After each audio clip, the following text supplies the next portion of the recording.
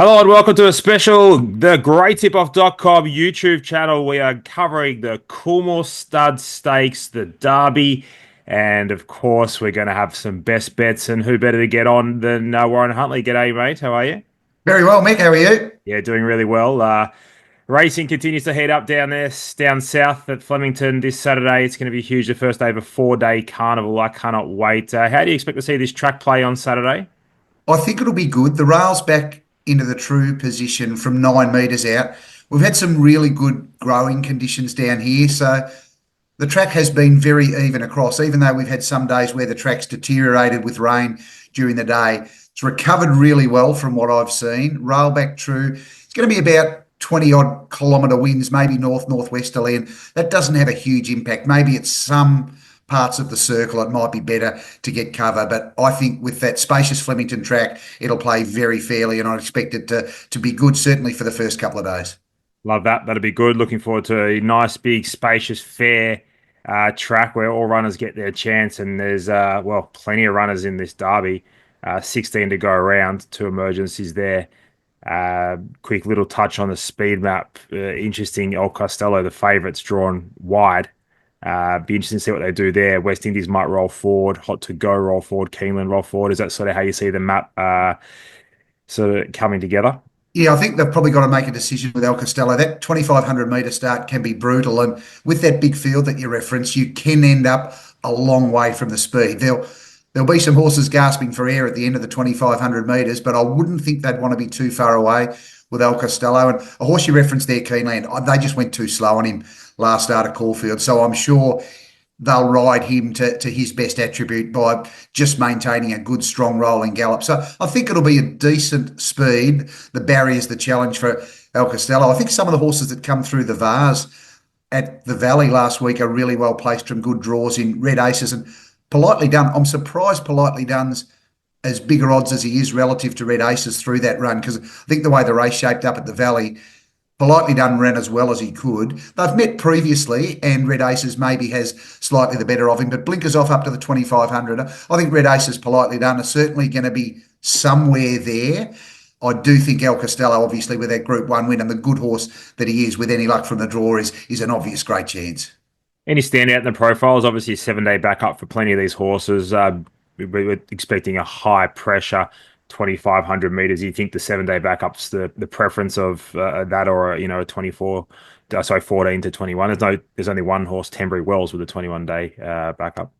I think in an ideal circumstance, it would be 14, and I know that was the plan with Nick Ryan with Red Aces, but he was a late scratching at the barriers going back to Caulfield Cup Day, so that was the reason that he was at the Valley. But gee, he looked fantastic. A lot of the horses' coats are really starting to come. They've been a little bit late coming through down here in Melbourne, but gee, the horses at the Valley on Saturday, they looked like they were in outstanding health, and that would, I think, assist them with the 7-day backup. So I don't think that's going to be an issue, and particularly getting to a tempo of 2,500 metres, although we've referenced they might run along. I think that coping with that perhaps slower tempo mid-stages, having that run last week, could be an advantage, just taking the edge off horses in terms of a bit of freshness.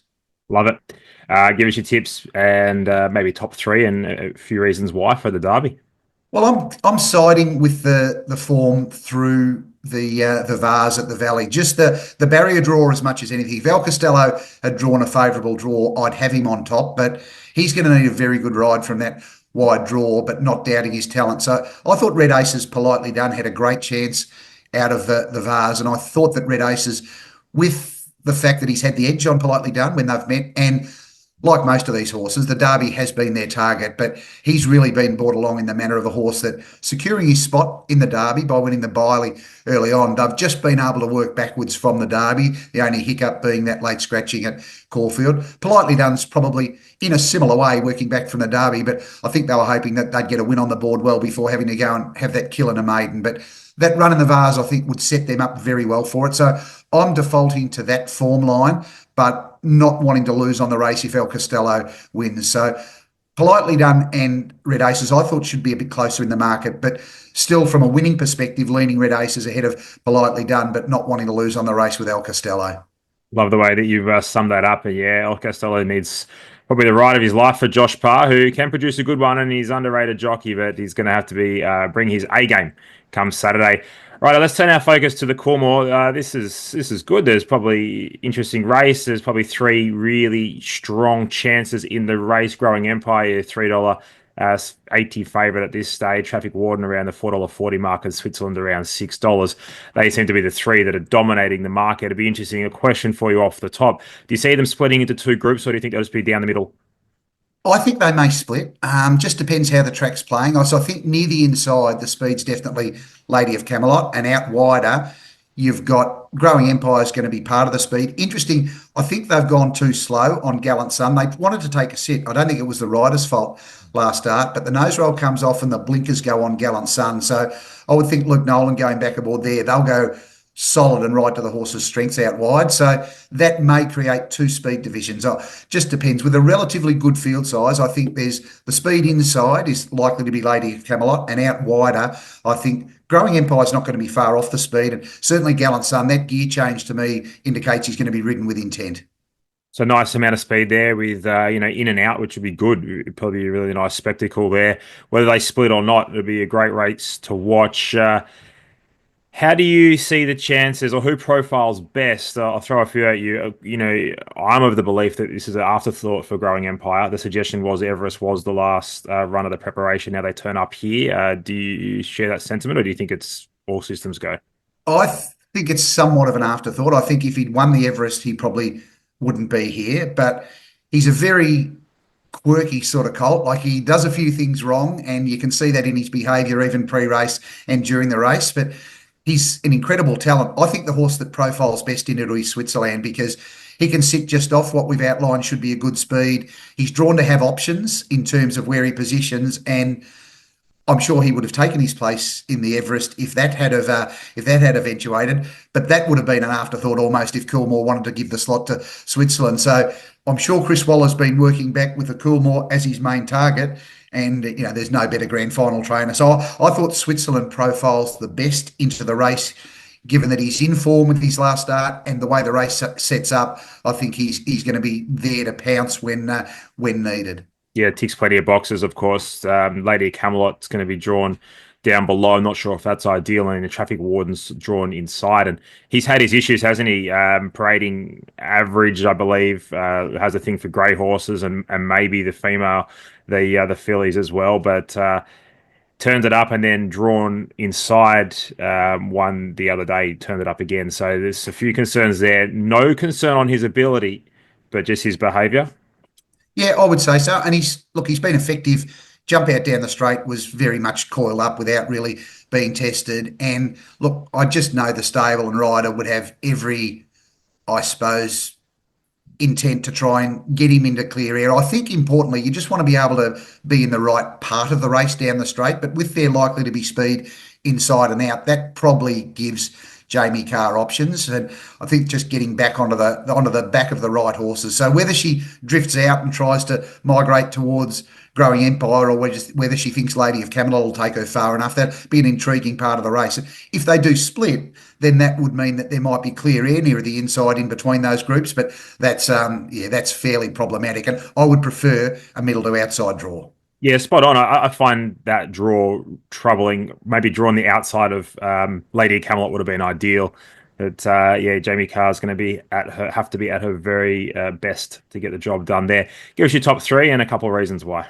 Well, I think Switzerland's the one to beat. The top three that dominate the market. I think that's justified. I'm not doubting Growing Empire at all. I think we can see his form through the Everest. I mean, just tells you that he's going to measure up to at least the best of his age group, given that, we've seen him down here against the Melbourne Colts, and he's certainly got them covered. But I think Switzerland, Growing Empire, and obviously Traffic Warden, but I think he's the one that's probably going to need a lot more to go right. Growing Empire is going to put himself on the speed, and you're really just betting whether he's got another run left in him following that run in the Everest, where I certainly Traffic Warden's probably got a few more challenges and will need a great ride in the race to set up well for him. But I thought Switzerland represented a bit of value ahead of Growing Empire. Love that. I had Switzerland clearly on top as well. So we align there. That makes me even more confident. And punters, if you want Warren's full set, thegreattipoff.com, all you got to do is search Warren Huntley and you'll be able to get that great value and always good results and a great way to, have all the information you need for a Saturday on the punt. Now, I believe you've got a couple of value plays or a value play and a best bet. We're going to go to the last race, the Furphy Sprint. Yeah, I thought the horse that Chris Lees has brought down Infancy in Australian bloodstock colours, it's really strong through the line. And I think barriers have dictated getting back in the field as much as anything. But you would know his form leading into it better than me, being out of the Melbourne jurisdiction. But looking at a couple of replays from good draws, I've seen him be able to hold a spot. And straight racing, I think, sometimes stops fields spreading out anyway because they're across the track. So you don't get as much stretch in the field in terms of settling a little bit off speed as you would round a bend. And Chris Lees is so good at identifying the right horses to bring to Melbourne and has been for a long time. I thought Infancy represented a good bit of value in the last. He's drawn where I'd like to be. There's speed out in that part of the track. I don't think he has to get that far away, and I expect very strong late. So I thought a reasonable each way play in the last with Infancy. Love that. Good job, Infancy. We've got Switzerland. And recap your derby tip for me.